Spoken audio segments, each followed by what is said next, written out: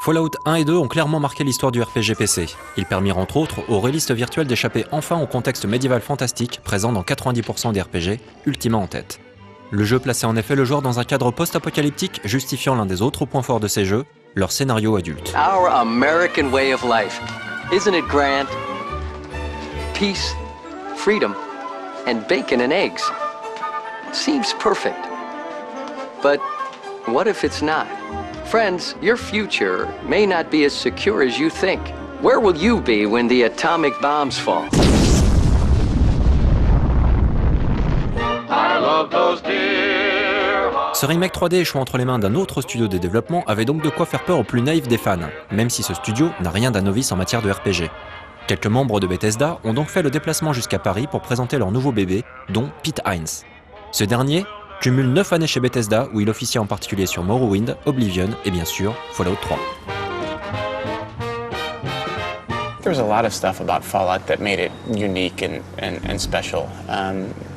For me, it was, first and foremost, it was about this setting, this great world that they created that was not just post-apocalyptic, but it had this twist and this edge to it, and this idea of this 50s Tomorrowland that gets blown up, and then set in that world is this dark humor and these great characters and story and dialogue and all that stuff.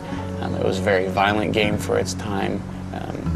It was just a lot of things that went into it that were done just right, just so, that made it really compelling. And that's really what made us love it and want to pick it up and do something with it. But too much is falling in my... I think bringing it to 3D actually, it definitely has its pros and cons. From one standpoint, you're changing inherently how the game is presented to the player from the first two, and so some people are going to have an issue with that. But I think what it allows you to do is more than any of the previous games. You can really get up close in this environment, in this world that you've created, where you're not just viewing it all from way up high.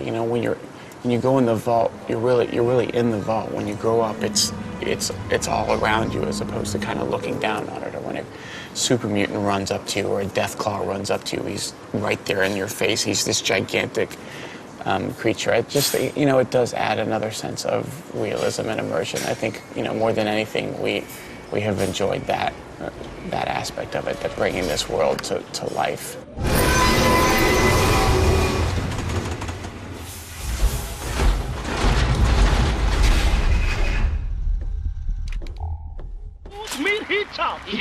Si un détail a immédiatement fait tiquer les fans des précédents Fallout, c'est bien la présence de séquences de tir en temps réel, faisant a priori ressembler Fallout 3 à un banal FPS. The combination of real-time and turn-based, we did want to have it be as a throwback to the original Fallout, something that you had a chance to pause time. So you can play in real time just like you would any action game, any first-person shooter. The controls are the same. They're very much similar to our previous games. But you can also press a button and stop time and take a look at any enemies that are around, and you can use action points to queue up moves to target different enemies and different body parts, and then you press a button and we play it all back to you using this camera system that we have, where we show you different angles of the combat to kind of have some fun with it and make it different, instead of seeing it the same way every time. So using real time in this pause mode VATS, it does allow the player to mix up and decide how much of the game they want to play in real time and how much they want to use VATS, and your action points will come back slowly over time, so you have to make some choices about, you go into VATS mode and you use it, and then you have to wait a little bit before you can go in again, and I think it's a nice balance.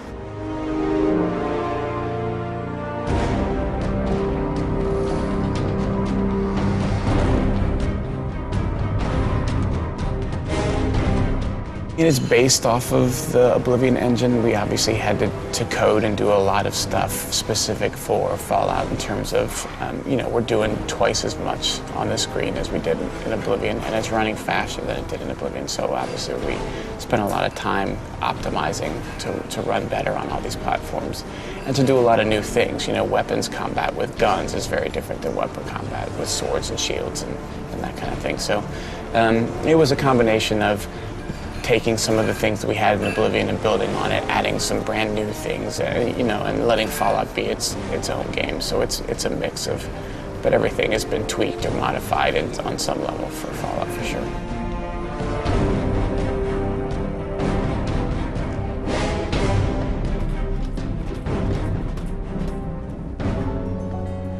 Fine. I'll do whatever you want. Just please, for God's sake, stop with the nagging.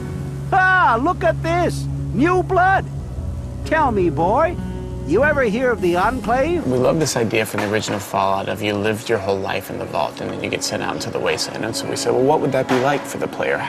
Let's let them grow up in the vault and have that be the only thing that they know. So you start the game and you see yourself being born. And your dad looks over the nurse's shoulder and says, well, is it a boy or a girl? And that's where you get to pick whether you're a boy or a girl. So it kind of nicely flows with watching yourself grow up and making choices as you grow up. You get to pick what you look like.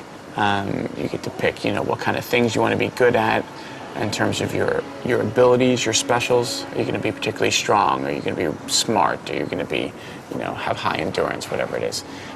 Your skills, what kind of skills you want to be better at. And so each period of your life you're flashing through, you're making some of these choices. When you're 1, when you're 10, when you're 16. And then when you're 19 and you wake up and your dad, who has been there for you at every point that you flash through, is suddenly gone. He's left the vault. And that's your jumping off point for leaving the vault as well. Why did my dad leave me behind? What was so important? He had to, you know, had to go and leave his only kid behind. And that's really when you head out into the wasteland. And then from there, it's up to you what you want to do with this character you've created. Les doutes quant à la filiation Fallout 3 restent présents, mais on peut tout de même espérer que l'expérience de Bethesda donnera naissance à un 3e épisode marquant, sinon fidèle.